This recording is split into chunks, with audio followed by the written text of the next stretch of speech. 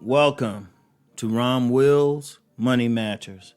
Keep your credit card use under 10%. And it's a basic thing because the thing is, out here, you're going to need like those good credit scores. You're going to need those great credit scores, really, but at least good. One thing you want to do, yes, you still, in order to really increase your credit scores, you're going to have to actually spend money. It's the slick thing because if you don't, because like I had a one credit card, it was a credit card for a certain store. I didn't use it, so they ready to close the thing, which can be a problem if they close it. And I was actually saying, you know what, let me call and close this. But some just said to me, nah, hold on to it. And what I do with it is I'll buy like little things with it, of course, getting a kind of a store discount, and then just pay it off the next day. It posts right away, so I pay it off the next day. And I've talked about that on here before.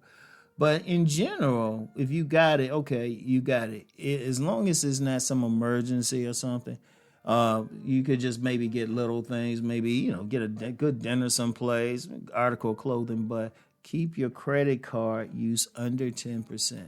Because one, that's very good for your FICO score. That's something they take in consideration. Okay, they got all this credit, but they keep it low and stuff.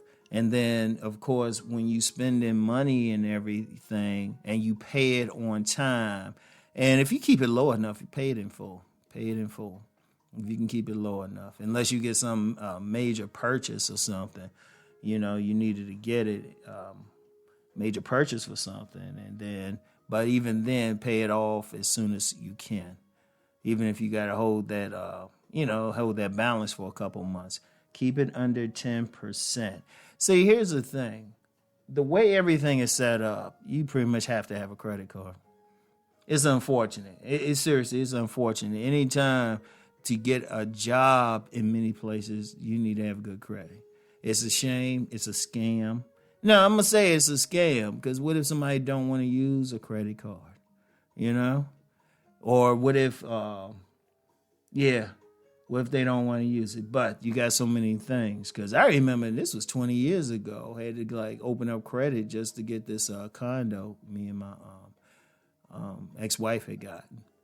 We in order to even move into it or, we were already living there, renting there. But to buy it and stuff, we had to open up credit cards. Because they were just like, we don't see a credit history here. It's like, shoot. And then you keep it under 10% because it's manageable.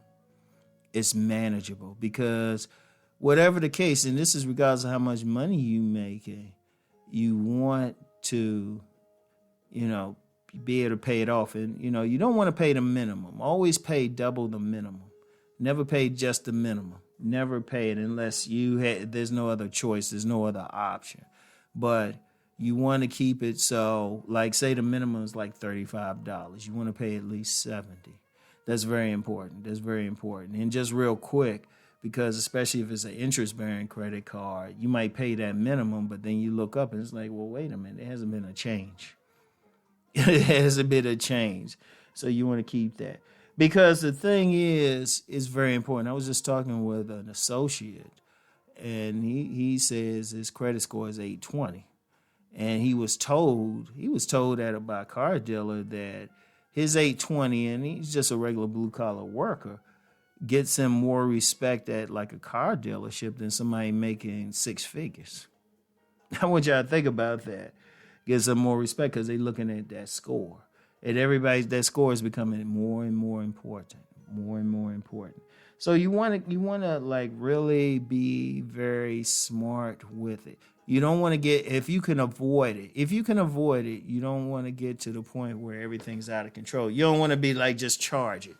In general, and even I would say, and I've talked about this before, don't buy anything, or at least try to avoid as best as possible buying anything unless you already have the cash to pay for. Like you could pay for it with cash, but then you decide, you know what, let me just use a credit card.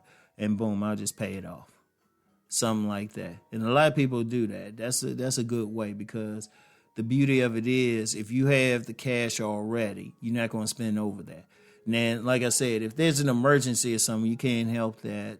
It's like, okay, well, I can still handle it. And even then, like say you got, I don't know, say you usually keep it under 500, but something happens, maybe your car engine falls out or something, and you got to spend some money to fix the car. Okay, that's understandable. You still want to work back to get it under 10%, because say, okay, that car repair took it over 10%. Okay. I mean, stuff happens. And, it's going to affect your credit. You probably get a good drop or something. But you can like fix it easily by just simply paying it back down. Like even some stuff that you usually spending money on, avoid doing that. See that, and that's the key. That's the key thing, because I'm gonna tell you now. Other commenters have talked about this as well. Everything's becoming more and more credit, more and more about the credit card. More and more about the FICO score and all of that. Now I've seen some comments saying, that don't mean anything. Well, you can't get jobs in certain places.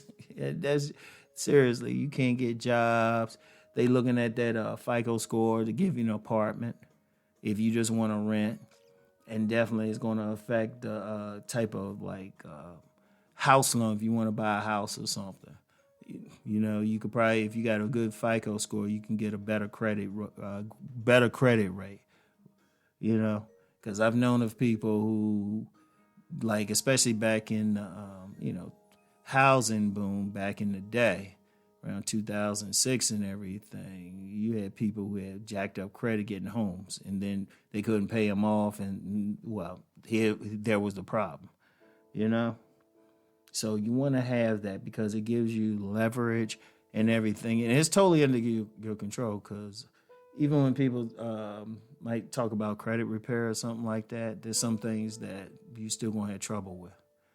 So it's like keep just as a goal, keep it under 10%.